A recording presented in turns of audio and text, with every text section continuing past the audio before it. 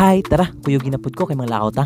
Mag-attend day ta karon og dance classes nga gi-organize sa Afro Cebu. So nagpatatak na ko para makasud ta sa venue. So maoden ni among sayawan. So nag-prepare na pud ang ubang dancer. Ug ready na pud ang mga DJ. Vibe check. Og eksakto alauna midya gisugdan dayon ang first class, which is Amapiano. Unya ang teacher karon kay si Gab Campus gikan Manila. So mao ni akong unang dance class sa 2025. So daghan pud na kay naka-attend. Unya gisugdan na jud og wara-wara. Tan-aw lang na murag bukat na jud kayo og lawas, pero naman na dili ta mohunong og kat-on og lain pang mga butang. Dili jud ko mo skip og dance classes basta mo anhi si Gab Campus kay idol kin ako siya since the pandemic. Og na-appreciate na ako nga kaila pa siya nako. Katulo na pud ko naka-attend sa iyang classes. After duha ka oras, gisugdan dayon ang ikaduha nga klase, which is ang Azonto. Ang karon di ay nga dance class kay gikan sa Africa. Ang una nga class kay gikan sa South Africa, unya kani gikan pud sa Ghana.